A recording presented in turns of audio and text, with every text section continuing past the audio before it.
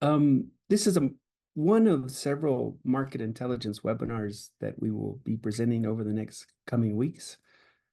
This webinar is important for a couple of reasons. It presents new methods, innovation and methods that we use to do market intelligence. It also presents some important findings on farmers' requirements for improved seed for three critical crops, food security crops in East Africa, and that would be groundnut, maize, and sorghum. Presenting today is Pieter Rutsaert. Pieter's been with CIMMYT for several years. He works as a seed system specialist based in Nairobi, Kenya. This presentation will be about 20 minutes. After that, my colleague Agnes Gitonga will lead a 20-minute discussion session. So I think with that, Pieter, we're ready to get started. Your first slide's ready and loaded. So over to you, Pieter, to get started. Okay, Jason, thank you. And thank you all for coming this afternoon or in Nairobi or morning in Mexico or anywhere in between one of those. So let me quickly see if the slides are going. Yes, perfect. So as Jason already introduced, this work will be around, we'll talk about in this market intelligence webinar, talk about farmer requirements for improved seed of different crops, sorghum, maize, and groundnuts. Now, this work is not just done by myself, this is done by CIMMYT together with lots of other partners. And within CIMMYT, the team that's been working also on this and on this presentation is Jason Donovan in Mexico, and Mercy Mbugua, Agnes Gitonga, and Harriet Mavia together with me in Nairobi, Kenya. So let's start big. What I would say, let's start with the massive or with the big impact the CGIAR crop breeding has had in the last decades and even up till now, and where the CGIAR has really changed the farmers and farmer livelihood through step changes in breeding, in product design, going from the semi-dwarf wheat and rice varieties, also more recently to orange flesh sweet potato, where vitamin A was introduced in sweet potato, but also more recently, for example, where we have yellow beans taking Tanzania by storm, also a new element, a new product that has been introduced. Now, what is the role of market intelligence in all this? How does market intelligence can work with breeding teams, with trait discovery teams, with seed systems team, with geneticists? So market intelligence, opportunities for market intelligence are around discovering or thinking together with all of you about what the next game changers can be for NAR CGIAR breeding networks. And we not only think about what are the game changers that are out there, we also think about how can we develop reliable methods to identify those potential game changers. And third, how do we integrate all this work in market intelligence, or all this market intelligence capacity together in NARS and also CGIAR social science team? So that's what I want to talk about today, and I want to talk about the methods we used as well as the findings we get from our research, but also think about how we work together with different teams to improve this, to roll this type of thinking out across CGIAR breeding, NAR CGIAR breeding networks. So taking a step back now and talking about, I mentioned those product design, I mentioned step changes, but what I want to do is reflect a bit on what breeding or what production or breeding for incremental growth and step changes, what I'm meaning with this, or how we are seeing this. So a lot of breeding focuses on incremental growth. So where breeding efforts actually focus on a continuous improvement of a number of essential traits, such as yield gain or disease resistance within a crop, within a product, for a certain market segment. So here you actually already know all traits you want to focus on, and then for some of them, you will try to continuously improve them.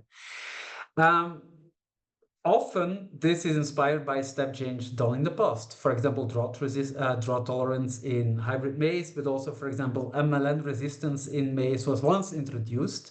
And then from there, you keep trying to improve resistance. You keep trying to improve drought tolerance.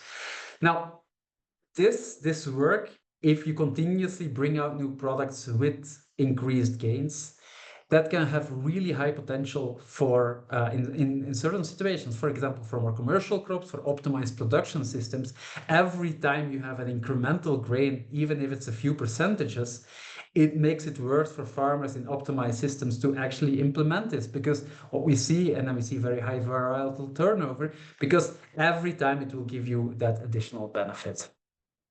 The other side, we have step changes. Here we focus on bringing in something new, a new set of traits, a new trait that represent a kind of major change in the value proposition for a farmer. Here we talk more about looking to respond to future requirements, new requirements for innovations for breeding and value chains. And we think about here we see more high potential for farmers for growing food security crops, where all of a sudden you see a really bigger change in the product, which makes it interesting for a farmer not just to pick up that variety, but also follow that change. So, for example, a really recent example has been the yellow bean in Tanzania. It's very visibly different. It has some different characteristics, but that was almost a step change in the breeding there, or introducing a new product there. Now, thinking about market intelligence for both of those systems. So market intelligence for incremental growth is a lot about monitoring, tracking.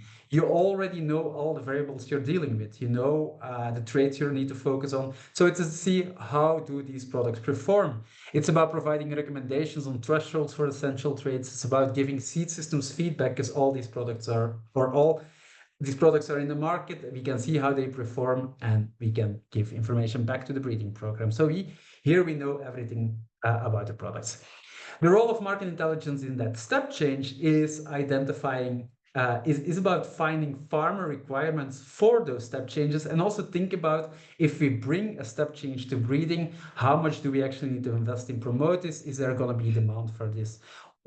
What does this look like? I mean, I often when I was thinking about this just earlier, compare it to, if you think about the smartphones, there has been this continuous improvement in smartphones, like your data gets better, your screen gets better, your processing memory gets better, but it's all there. Feels like a continuous improvement. But all of a sudden, some of the phone companies came with a phone you can actually open like this. Or you have the flip phones, and that could be considered a real step change, because all of a sudden there was a new trait, a new attribute linked to those phones. So just to think together with you about how we see continuous improvement and step changes. Now, step changes, where do they come from, and what are drivers of those step changes? They can come from top down, like expert or external assessment of what farmers need now and in the future. And then maybe the first thing we think about is a new disease. When maize needle necrosis or fall armyworm hits maize, when a new rust strain hits wheat, you do need to respond to it, and you do need to introduce something new into your product. And you cannot ignore this. The same with abiotic stress. We talk much more about heat stress these days. Other top-down top-down drivers can come from health and nutrition. We can talk about biofortified products. There's also more and more technological advancements, different directions to take breeding programs through gene editing. But there can also be bottom-up drivers for step change. Farmers, processors, and consumers might have different needs and that they have now compared to in the past, and in the future, these needs might change as well. It's about industry requirements for increased competitiveness, consumer requirements for taste and convenience, or farmer requirements for producing at a reduced cost or increased output prices, or even changing farming practices like bringing in irrigation. All these things might drive step changes within breeding. Now, if we think about step changes and we think about, okay, if they're there or not, or there's already demand, or demand needs to be created, there's a kind of a matrix here. So if there's existing demand and breeding programs can build a product, we have a low-hanging fruit. We can actually build that product and engage with scaling partners to put it on the markets, for example, seed companies. If we uncover a step chain where demand needs to be created, but technical capacity is there, already exists to build that product, we need to think about investing in seed systems development and demand creation. I'm talking now about in your first column, the row on the bottom. Now, if you go to the second column, if we see a product where there's a high need for, but the technical capacity does not exist to build that product yet, we need investment in trait discovery, in gene editing to develop that product. If we don't have the technical capacity yet, and the demand needs to be created, there's a whole lot of work that needs to be done to design those products.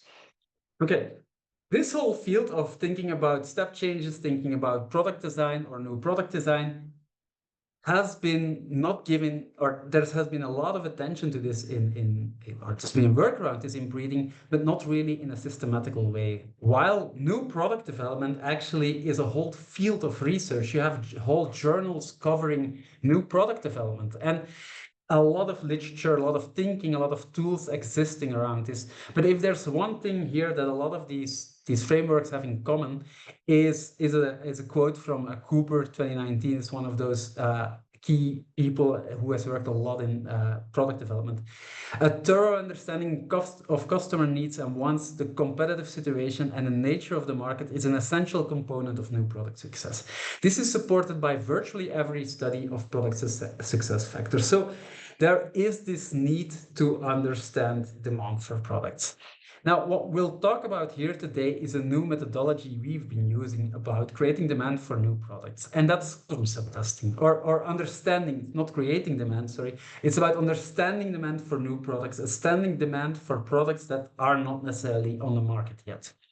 And that's concept testing. And that's a practice of presenting clients, in our case, farmers often, with an idea or a concept early in the planning cycle before investing resources for development to already anticipate demand. Now, we are focusing on farmers here with this methodology, knowing also that if farmers can also respond to the needs of processors, of consumers, but the first ones to adopt a new product will be the farmers in terms of or the farmers will be a key person in here. And we'll also reflect later on if the farmers are not the drivers for picking up a new product, what does this mean for other stakeholders? So talking about back to concept testing. So concept testing is just you present an idea to somebody, and you can do this through different ways. For example, you can visualize an idea. The picture you see here was basically one of the first tablets invented. Our first tablets conceptualized to show what a tablet could be around. So you have a screen, you can type on it, you can maybe write on it. You can visualize or you can show concepts in another way by developing scale models, or you can just design products by explaining the product. I think somebody can be muted on the background. Perfect. Thank you very much. Or noise is back. I hope it's not too disturbing. So, okay, moving on. So the concept testing is a method to show a product. And we did it by explaining new products or what a new product can do to farmers. Now, if we think about basic elements of a concept, what should a concept have included? We have three things we included. A relevant insight. Why do you need a certain product? What's the benefit of that product to respond to the tension or the relevant insight? And why should we believe that such a product actually can work? And it's almost a reason to believe. And here you can see, for example, a concept we wrote around drought avoidance or early maturity products, early maturity varieties was in maize.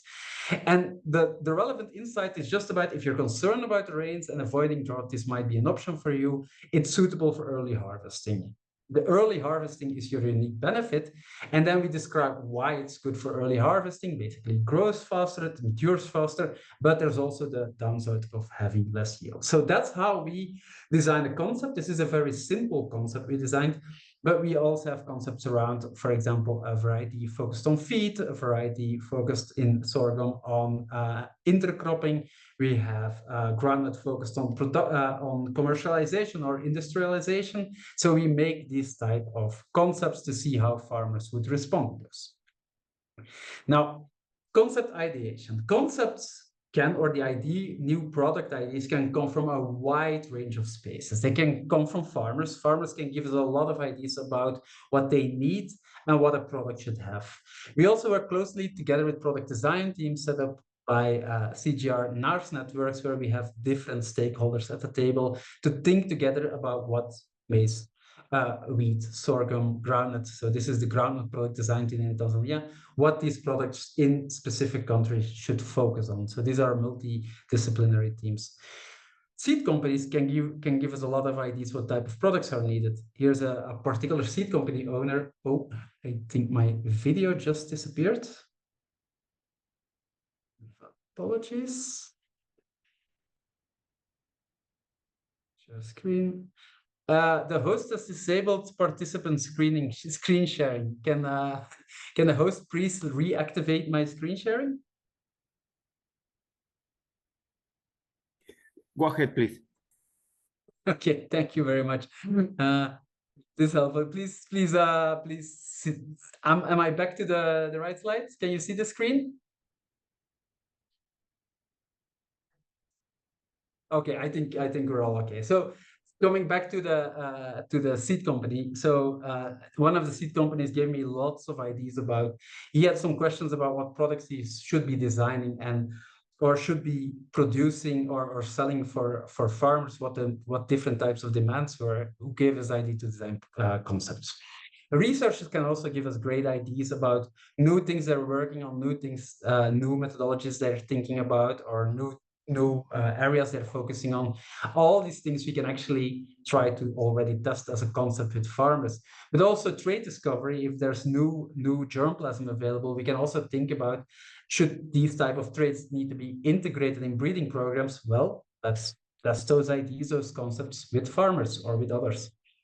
So if you think about our concept we designed, we always focused on meeting a certain requirement for the farmers. And it should be understandable for farmers if we design concepts, and also relevant for breeding solutions, as well as feasible to produce. Now, see if my screen works again. Yes. So this ideation process, just to give you an idea about it, that's a pretty long, or in our case, it was a quite long and intensive process also, with a lot of different steps, because if you don't start from the right concepts, everything you do after becomes problematic. So we started with doing stakeholder meetings in Tanzania. This is the ideation process for sorghum. We did stakeholder meetings in Tanzania with TARI. So together with TARI, we went to different farmers, processors, seed producers, so to get an idea of what's needed. We joined the product design team meetings in Tanzania, and then we made the first draft of those concepts. Those first drafts we gave to an internal team to review, as well as we worked together with breeding and seed systems teams in CIMMYT. And that feedback gave us a second draft of the concepts, another internal review. We got to a third draft, and then second review meeting by the breeding team, second review by TARI, and we got to our finalized concept, just to show that this was a process of 2 months. Now, once we designed our concepts, we often, for maize, we had around 8 concepts. For sorghum, we had 7. For groundnut, we had 10 different concepts or 10 different products we were thinking about that we could show to farmers.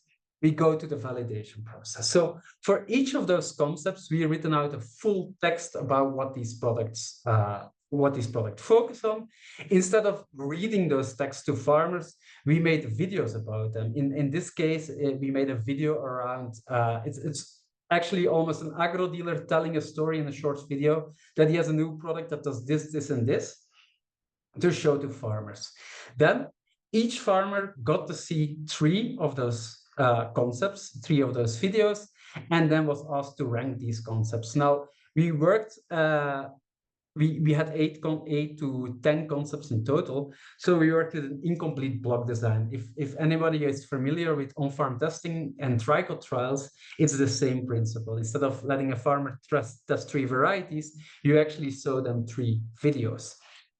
We worked also close together with the tricot team, with Jacob and Kawe, and we worked with their data assessment tools to do ranking analysis. So we got some standardized data out of this, and then we are working now together with breeding teams, with seed systems teams to give that information back to countries. Also with the NARS, we're working closely together. So that's how the concept validation happens. So this work has been now already carried out in 3 for 3 crops. We did this concept testing for maize, groundnut, and sorghum. We started in maize in 2021, 2022 was still the end of the COVID period. And we worked around in Uganda and Kenya on this, where we had a sample of 1,200 farmers per country. So we, as already mentioned before, with this exercise, we continuously focus on farmers. We were also thinking of ideas how to show concepts to other stakeholders. But here it was farmer focused. So we had a sample of 1,200 farmers per country, but do keep in mind, it's an incomplete block design, so not every participant saw every video, so we had around 400 to 450 evaluations per concept or ranking for each concept. Groundnut was on in 2023, as well as sorghum, both in Tanzania, and where we focused on groundnut on 4 zones. So we had a sample of 2,200, 550 for each groundnut producing zone. In sorghum, we focused only on 2 zones, where we had 550 also, but also only for 2 zones. Okay, on to the results. So what I'll do is I'll quickly go over the different concepts we made for the different products. On the right side, you can already see the results. So if you look at those numbers, if a concept gets an A score, it means it has the highest probability of being selected when it's presented next to other concepts. So if you show 3 concepts to the farmers, the more chance you get to the concepts that have the highest chances of being picked by farmers get an A. Then we have the B, C, D, and so forth. So the more to the right is the best performing concepts. But I'll go over the results more specifically in categories like the high performers or the tier 1, the ones with the highest score, tier 2, middle score, and then tier 3, the ones with the lowest scores. But just to give you an idea of the concepts we developed for different products. For maize, we developed concepts around resilience. Basically, the focus of breeding programs right now is to, like, you have a resilient variety to major stresses and diseases. So this product is all about staying or being able to sustain in drought against disease. They had a drought avoidance concept, which is more about early maturity, so something suitable for early harvesting. We had a food and fodder concept. This is optimized to have both household food and fodder for cattle. We had a home use concept, which was optimized for home use traits such as taste, flour conversion, and storability. We had a green maize concept that's focused on the green maize market, so eating maize on the cob, for which you need, for example, a very large cob, sweet taste. We had a livestock feed concept, which is basically, in our concepts, also yellow, which is mainly focused on giving to chicken, pigs, other animals. We had a concept around intercropping, which would give you optimal yields when alternated with beans. We had a concept around family nutrition, which is vitamin A maize, which is orange in our case. So these were the concepts for maize. For groundnut, we focused on a number of the similar things. We had a concept around drought resistance. We had a concept around intercropping as well. Then we had a high nutrition concept focused on having really good value in terms of nutrition for farmers. We had a drought escape concept, a home cooking concept, a snacking concept, dual purpose, low labor, high oil, and industrial use or peanut butter processing. Apologies for the noise outside my window. And then third, for sorghum, the concepts are slightly different. Here in sorghum, we really focused on the type of use in sorghum. Like, there's different types, how you can use sorghum. There's a lot of questions within the breeding program. What type of use should be prioritized, whether it's food, feed, beer production, or fodder production. So we had concepts around these different uses. We had food for family, we had a feed and food concept, a grain for beer concept, a forage concept, a food and fodder concept. We had one intercropping concept also here, which was around sorghum and peas. And then we had basically a hybrid sorghum, which was a concept written around, wait, look, this gives you very high yields, but don't bother about taste or anything, but you get also an increased cost of buying seed every season. So it's something you need to renew every season. So more of a high input, high output concept.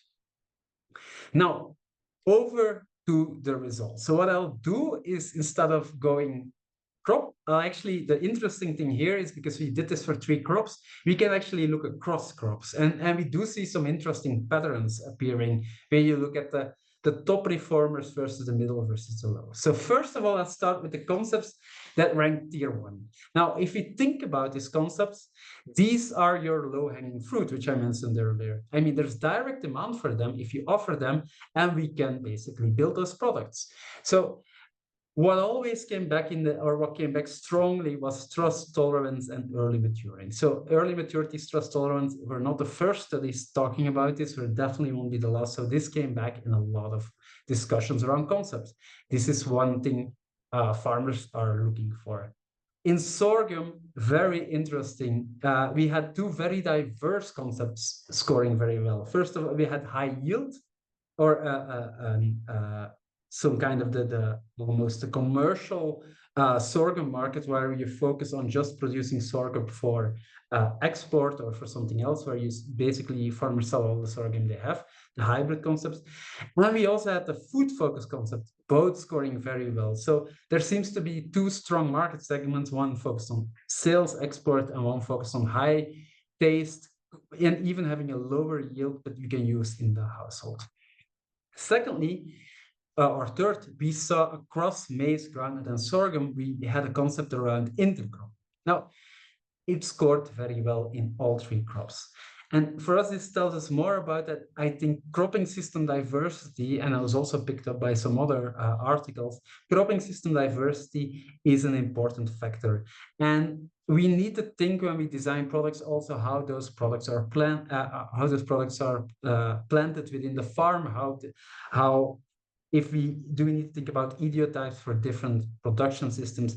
Anyway, this calls for more engagement between market intelligence, breeding, as well as agronomy, to have us all together on the table to think about what do these new products need for different cropping systems. Going to the second tier concepts. Here, what we see is these concepts actually have, they kind of have a market segment, but it's not necessarily that they automatically win. So you might need to support production of these products with demand creation. And one of the things that came back here is vitamin A maize. Vitamin A maize was not a top reformer, but there was some interest from for a group of consumers for this product. So you can think about, if we have a product like this, and if our concept testing gives these results, look, if you want to promote this, we should think about linking demand creation to the breeding of products like that. How can we have school feeding programs, maybe working together with seed systems to say, look, if you have this vitamin A maize, this orange maize, work with school feeding programs to get it out there, get it to farmers, and start creating demand like that. Nutrition will often probably come in some kind of tier 2 type of ranking. And then tier 3. What we want to say, these are the concepts that were not particularly popular with farmers compared to the other concepts. What we're not saying is that it's not worth investing in these concepts or in investing breeding efforts in these concepts. What we do say is, if you do it, you need to think about what the value proposition for a farmer is to actually start working on that. For example, can we have a price premium for a specific peanuts that's ideal for industrial use, for peanut butter in Tanzania, for example? And that's something we're now looking more into, and that's what we see, for example, for peanut butter happening. For yellow maize, is there a high demand for these type of products that farmers know that if they produce something like that, they can actually sell it? So if tier 3 concepts might not be the concepts farmers are looking for, but if there's a value proposition, we might actually see adoption of these products. Now, to go towards the end of this presentation, we already have some clear outcomes of the concept testing. So to start with maize, for example, I mentioned earlier, we had some good discussions with seed companies about, or seed companies have had had an impact on how we design concept testing. One of the questions in Uganda was, where Uganda is normally growing intermediate maturity varieties in terms of maize, because it's an intermediate maturity area you can grow for. We saw a competitor of the Ugandan seed companies coming in with an early maturity product, and that product was getting a lot of market share. So the local companies were asking, should we also produce or start producing an early maturity product to compete with those with other companies coming in? although the area might be adjusted to intermediate maturity, it might be worth to invest in it early. Was the results from our concept testing. Early maturity came out strong. So the seed company also started, based on this data, based on their internal assessments, thinking about early maturity. And they have a product available now. Secondly, groundnuts. For example, in groundnut, we find some clear elements that were not prioritized. For example, biomass was not prioritized by, or a dual purpose groundnut in Tanzania was absolutely not prioritized. Biomass was not that important. We know from other places it's really important. For example, Nigeria is extremely important, but in Tanzania, it's not worth investing a lot of breeding effort in the biomass. We also saw that oil use is very much a future market segment, meaning that farmers were not looking for it. We've also talked to a lot of other stakeholders in Tanzania, and they were not necessarily interested in going into oil production. So putting those two together, you could say that all oil in Tanzania, oil producing groundnut for oil production in Tanzania is not a priority. Sorghum, we're working now. We got these results in very soon, but we're working closely together with the breeding program to have some clear outcomes of this concept testing.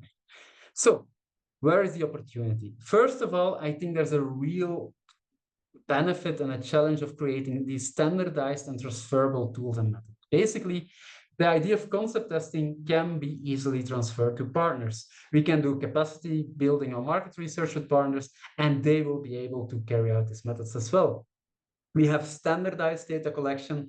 We have data collection partners working with us, and we use the existing data analysis tools, same tools as used for tricot farming. So here we see a method that can easily be scaled, brought to other crops, maybe brought to other fields, like how can you use concept testing, for example, agronomy, in mechanization, all these things we could consider.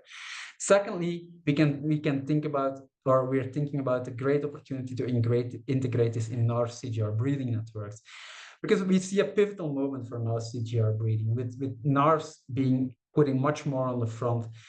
And here there's these opportunities to work much closer with these partners on changing the mindset for next generation breeding programs, and have a forward look on product design and breeding for future products. So thank you very much. I want to close off with thanking all our partners. We work closely with ABC, the Alliance of Biodiversity and CIAT, with Rutsaert and NARO, our NARS partners here. So this work was also supported by Initiative on Market Intelligence and 2 bilateral projects, mainly accelerating genetic gains, and AVISA, focused accelerating variety improvement and seed systems in Africa.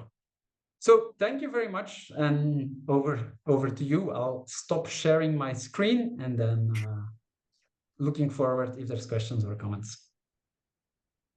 Great. Thank you very much, Pieter, for that very insightful presentation with great findings. We'll now start off with the discussion session. Kindly feel free to type in any questions that you may have, and also feel free to raise your hand. I'll start off with the first question by Gary that was written on the chat. On-farm testing is being scaled up in NAS CGIAR breeding networks for late-stage material and is being piloted for early breeding stages. These programs are evaluating hundreds of potential products on hundreds of farms. These systems can generate very rich data for product concept improvement, but aren't systematically doing this yet. How can we make better use of data from 1,000 farms and on-farm GS in refining and updating product concepts or testing product concepts arising from the process you described? Pieter, over to you. Gary, thank you very much for that question. And I actually have been interacting quite a bit with Jacob around these questions lately, because I do feel like in terms of teams that work around the breeding, like the on-farm testing, like what we do on market intelligence, these are all interlinked. And as sometimes, if you think about the breeding pipeline, it's sometimes presented as a line going from market intelligence all the way to seed systems, and otherwise as a circle. So I also see the circle view on this. And And one of the things we started doing, for example, for groundnut specifically, is look at that on-farm data. So we started looking within groundnuts. So I work together with Kau to check which of these traits or which of the traits within the on-farm testing are most highly recognized by farmers, and how can we introduce that in concept testing. One of the things we started thinking about more and more is actually, can we plot certain products in the on-farm testing to certain concepts? But I think, like, we've been till now really trying to define our own thinking around concept testing, our product design. And now we have this, I think we can interact much more with other programs. And I had the same discussions with Sarah Hearn on trait discovery, like how can we have much more insights from trait discovery in our concept testing. Jason, if there's anything you want to add here, or anybody else, please feel free from the team to respond. But thank you for the question. I definitely want to take this forward and work closely with these teams on this. Thank you, Pieter, for the response. Now we'll go to Jono, who has raised his hand. If you're able to have your camera on, that would be great. If not, please proceed. Okay, I think the camera is still blocked, but yeah, thanks for the presentation, Pieter. I'm wondering, in terms of the concepts, are they like largely descriptive, or have you started to put kind of some trade-offs into that concept? So, you know, you get more of this, but you're going to have to give up, you know, some yield, and whether we could take it, you know, beyond the concept to then, you know, start to define those thresholds in the TPP better, to say, okay, you want better taste, but you're going to have to give up this much yield. Do you take it and yeah, play around with, is something really an essential trait, or is it, you know, just a nice to have trait? So are you starting to think about, yeah, which I think would link to the data you're getting back from the tricot, that you could start to look at what reasonable thresholds might be. Thanks, Jonah. That's a really good point. And one of the things is, like, what we do with concept testing is basically almost a first step in terms of directions. So, for example, with I think sorghum is a great example here. With sorghum, there was this. If you look at the current market segments, they would include food, feed, fodder here, like using this product for a whole wide range of directions. This results in TPPs that have traits in there directed at all these different levels of use. Now, meaning that a breeding program actually has to focus on a lot of different areas of improvement, meaning that you, of course, dilute your resources in all these directions. There, for us, it was the first step of screening, like, okay, if you look at these different directions, what are the most important ones? Now, two came out. First of all, the hybrid direction, high yield, not caring about taste, not caring about anything except for yield. And this is in line with what we're seeing in Tanzania. In Tanzania, the sorghum production has massively increased because of south-to-south trade. So farmers just harvest, put it on a truck, and those trucks go to Sudan, to Burundi, to breweries. And the breweries, we checked with their trade requirements, it's just white. Breweries want white sorghum, and that's it. There's no testing, no specific requirements for this. So there you see that. Now we can go much deeper in the TPP. How should it exactly look like? And you can do follow-up studies to do this. The same for taste. We had a concept around taste, but there was really described, look, this concept is giving you giving you a 20% yield reduction. If you have something like that, just the direction is really interesting. So what does it mean in testing? What does this mean in TPPs? I think is the next step.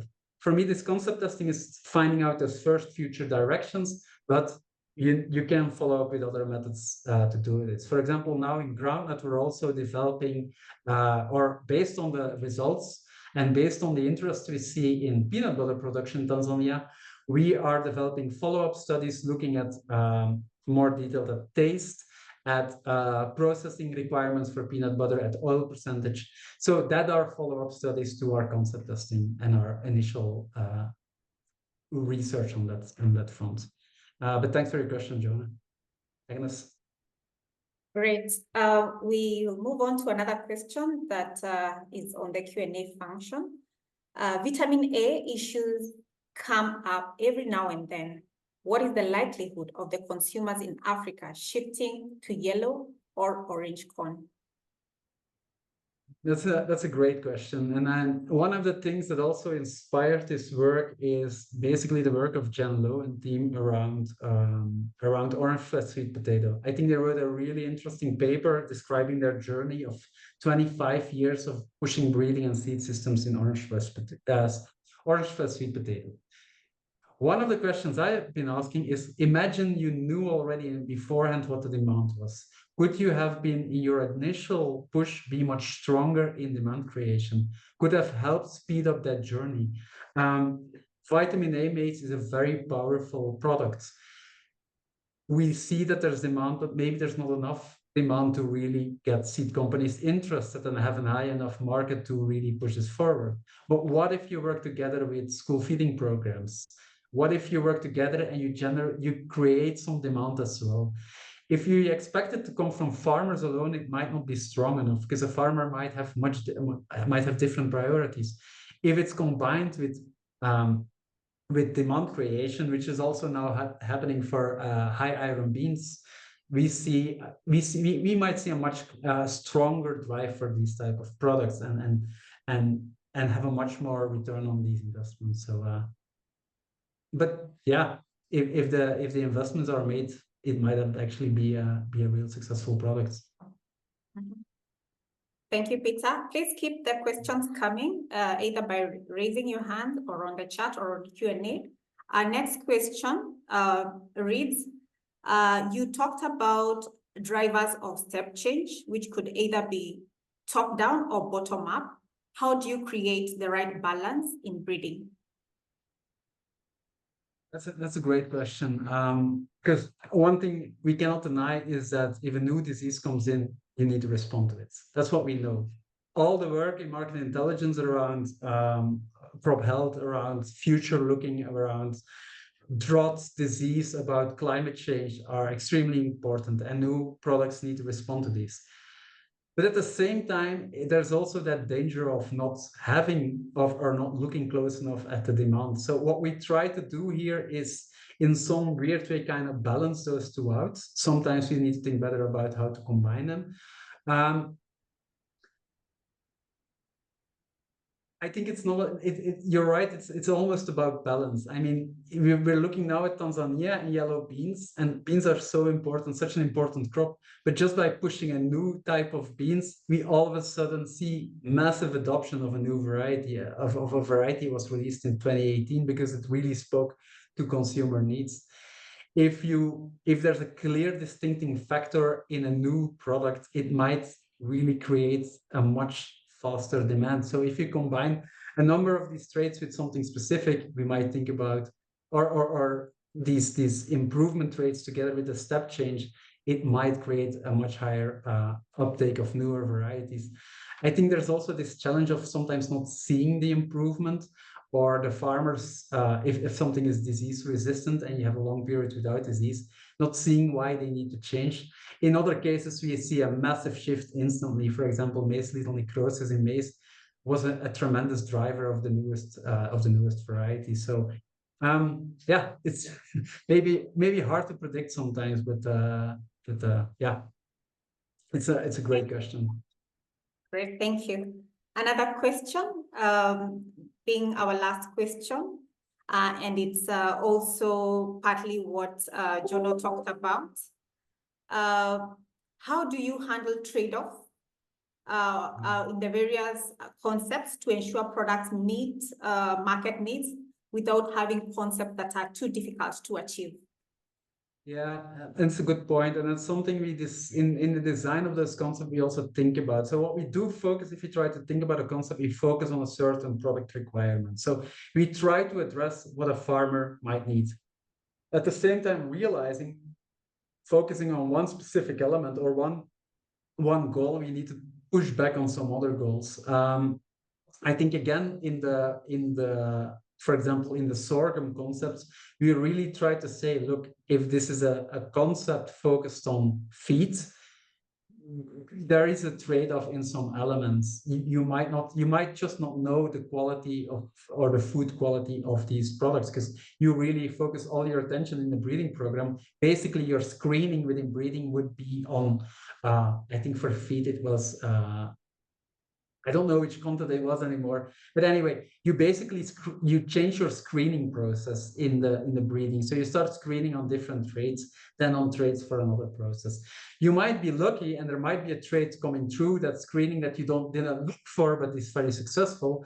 But it's about, okay, where do you put your priorities for screening, and can you therefore prioritize these type of products? Sometimes you don't know what happens with the rest, but that's how we've been thinking more and more about it.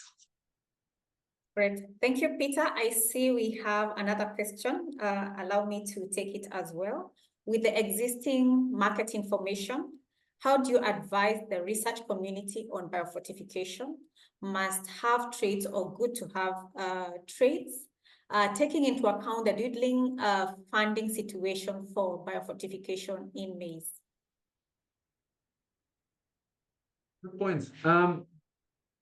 What I would say is what I found interesting is, or when we first looked at the results, we were thinking about, okay, what are these winning concepts? And we were thinking, okay, that's the priority.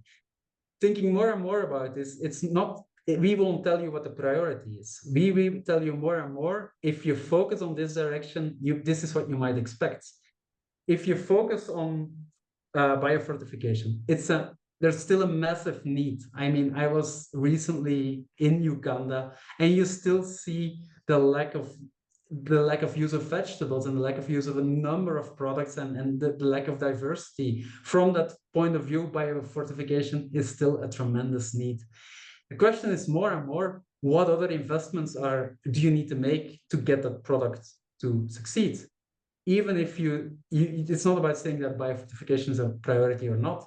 It's if you say it's a priority, you should at least focus a lot of attention on supporting seed systems.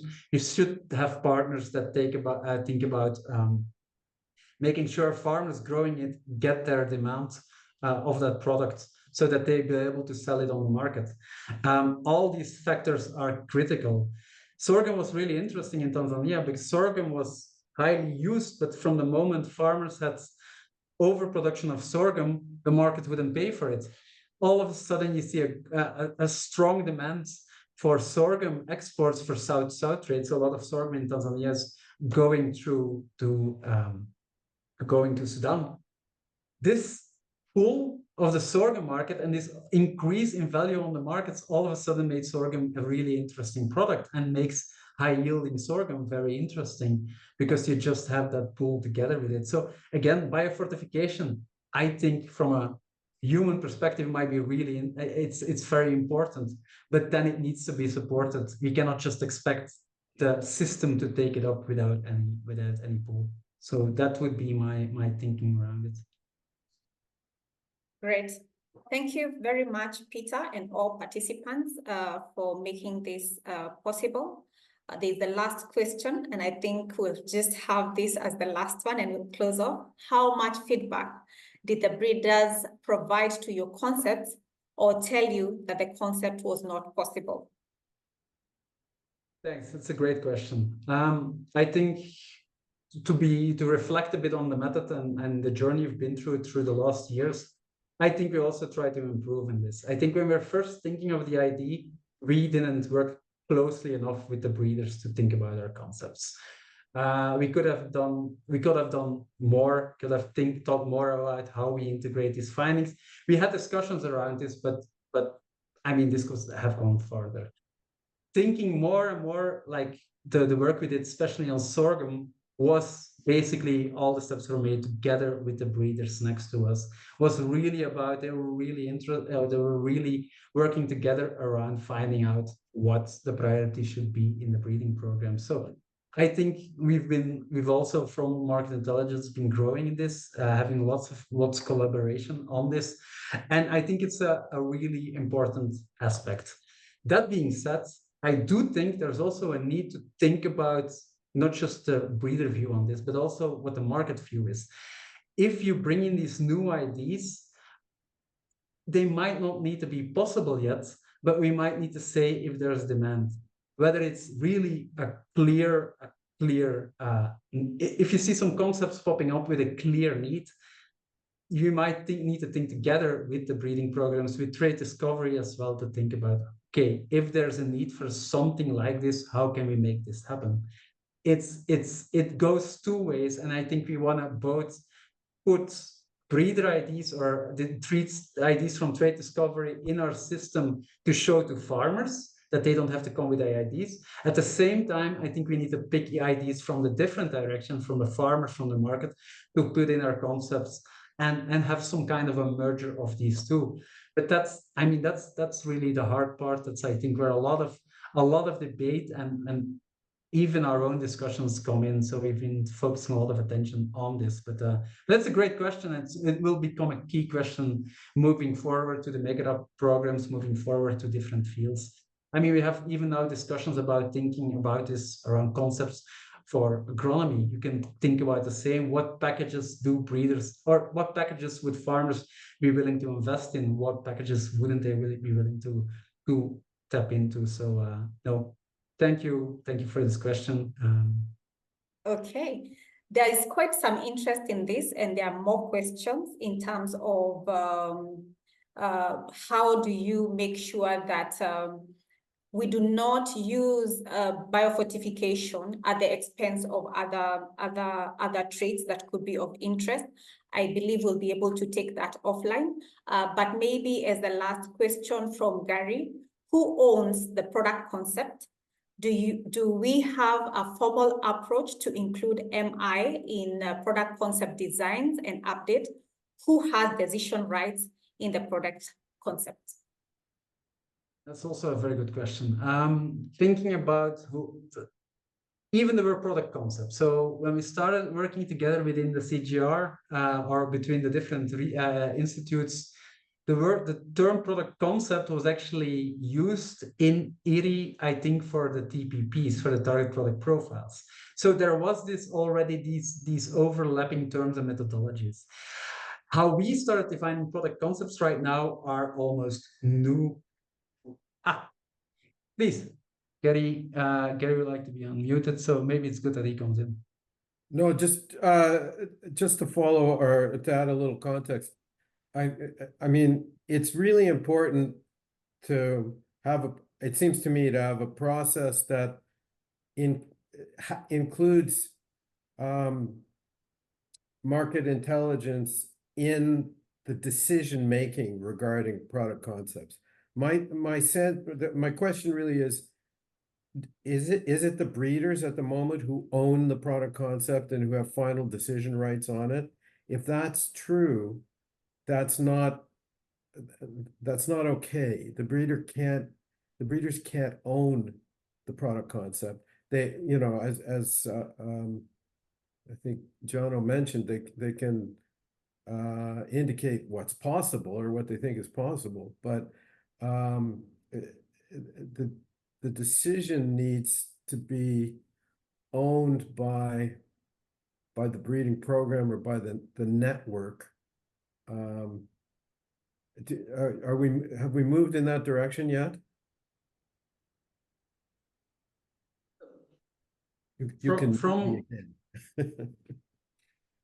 Just from my thinking and how I've been working so far with this, I don't think we talk really about ownership. It's more about having or proposing different ideas and directions to the farmers, to the clients where we do the concept testing with. Whether these ideas come from within breeding, whether these ideas come from consumers, from our own ideas, I think we as market intelligence have this really important role of putting those ideas together in a package, and trying to put the right design together. But we haven't gone as deep as saying, look, these are owned. Sometimes they're almost blue sky ideas. Sometimes they're really, really practical, really close to what breeding programs are already doing.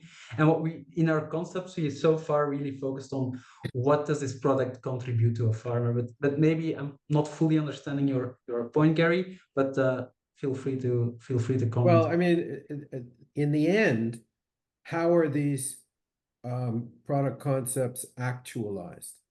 It's through a selection index, whether you want to call it Yes. that or, right? It's but increasingly the CGIAR is moving, rightly so, to formal selection indices. So somebody decides on the weights in those indices, right? Somebody decides on the gains that we desire for each trade, and then the algorithm works those into weights. That somebody at the moment is the breeder. So it seems to me there needs to be some type of formal decision-making process that incorporates, all stakeholders and everybody with some information into, making that list of traits that are going to be included in the index. Yeah, and that's a great point, and we've been thinking more and more about this. Like so far, I think, let's say, looking within market intelligence and within the market intelligence structure, work package 2 has been on target product profile design. So that has been one of their main activities. Now here, one of these key questions with the PP design is how much research is needed on this.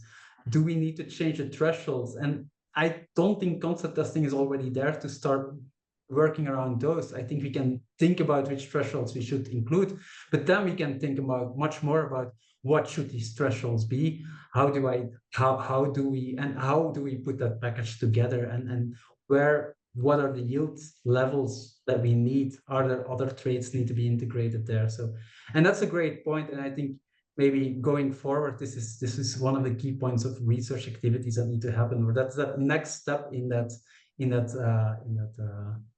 let's say, progression towards market segments, TPPs, and so forth. So the research on that specifically. Great. I think we'll end on that note. And I like the last comment by Gary, which says product concepts need to be translated into TPPs. And indeed, this process has been informing the traits that are captured in the TPPs. Thank you all for making this happen. Thank you, Pieter, for the preparation and for the work that you've put in this and answering the questions so ably. Thank you all for the participation. In case you have more questions, feel free to reach out. Wherever you are, have a good evening, have a good morning, have a good afternoon. Bye. Thanks. Bye-bye. Thank you.